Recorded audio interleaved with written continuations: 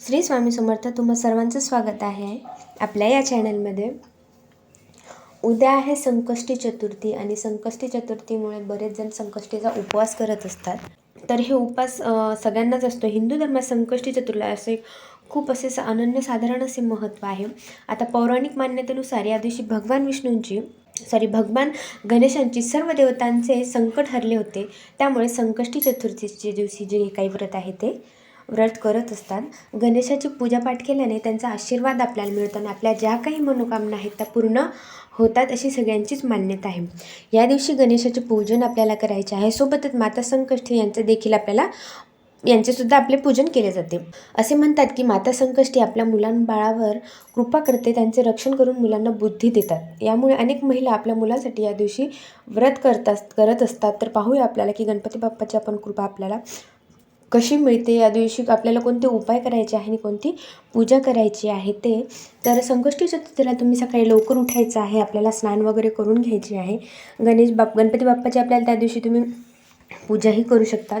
यावेळी घरात गणपतीची सगळ्यांच्या घरात गणपतीची मूर्ती ही असते. तर त्या दिवशी तुम्हाला काय करायचं आहे, गणपतीच्या मूर्तीवर अभिषेक करायचा आहे.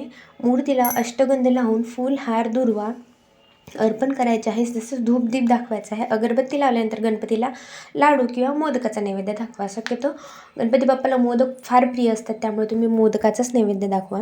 नंतर गणपती स्तोत्र, अथर्वशीर्ष आणि गणपतीचे जे काही श्लोक आहेत ते श्लोक तुम्ही म्हणायचे आहे आणि सगळ्यात शेवटी आपल्याला आरती करायची आहे आणि प्रसाद वाटायचा आहे. त्यामुळे गणपतीची निश्चित कृपा आपल्याला मिळते आणि घरातसुद्धा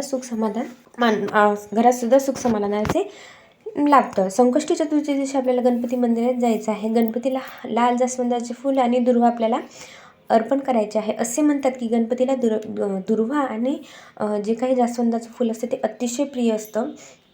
ते तुम्ही गणपती बाप्पाला जर वाहिलं तर त्याने तुमची लवकरच जी काही इच्छा आहे ती पूर्ण होणार आहे. मात्र कोणतीही इच्छा मागताना पवित्र भाव आपल्या मनात घेऊन पूर्ण विश्वासाने प्रार्थना आपल्याला करायची आहे. शिवाय यावेळी आपले आचरण जे आहे ते योग्य ठेवायचे आहे, चांगले ठेवायचे आहे. कर्मही तसेच करायचे आहेत.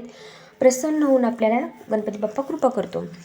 आर्थिक अडचणी असल्यास तुम्ही काय करायचे, आर्थिक अडचणी असल्यास संकष्टी चतुर्थीच्या दिवशी व्रत करून तुम्ही गणपती मंदिरात जायचं आहे आणि मनोभावे गणपती बाप्पासमोर हात जोडून आपली इच्छा सांगायची आहे. यावेळेस गणपती मंदिरातच आपल्याला बसायचं आहे आणि तिथं बसूनच ओम गण गणपतये नमः याचा 108 वेळा आपल्याला जप करायचा आहे. असे केल्याने तुमची मनोकामना ही लवकरच पूर्ण होणार आहे आणि तुमची जी काही आर्थिक अडचण आहे तीसुद्धा कमी होण्यास मदत होणार आहे. आता ज्यांचे कोणाचे विवाह जुळत नाही आहे, विवाहामध्ये अडचण येत आहे, या दिवशीसुद्धा हे लोकंसुद्धा या दिवशी उपाय करू शकतात. या दिवशी तुम्हाला काय करायचं, आपल्या घरातील गणपतीची पूजा करायची आहे. त्याला एक हळकुंड घ्यायचा आहे व घरातील गणपतीसमोर ते ठेवून आपली इच्छा सांगायची आहे. नंतर ते हळकुंड घेऊन कोणत्याही गणपती मंदिरात जायचं आहे आणि बाप्पाच्या पायाशी ठेवून आपल्याला आपली मनोकामना बाप्पाला सांगायची आहे. हा उपाय केल्याने मनपसंत जोडीदार मिळतो असे मानले जाते. संकष्टी चतुर्थीच्या दिवशी श्रीयंत्राची पूजा देखील करतात. घरात श्रीयंत्र आणावे व संकष्टी चतुर्थीच्या दिवशी देवघरात त्याची पूजा करायची आहे. तर श्रीयंत्रावर 2 सुपाऱ्या ठेवायच्या आहे. गणपतीसमोर हात जोडून आपली मनोकामना सांगावी व गणपतीची पूजा आरती झाल्यानंतर त्या सुपारीला लाल कपड्यात बांधून आपल्या पर्स किंवा घरातील तिजोरीत अथवा तुम्ही व्यवसाय करत असाल तर दुकानाच्या गल्ल्यात ठेवावे. अशाने बरकत येते व पैशाची कमतरतासुद्धा भासत नाही असे मानले जाते.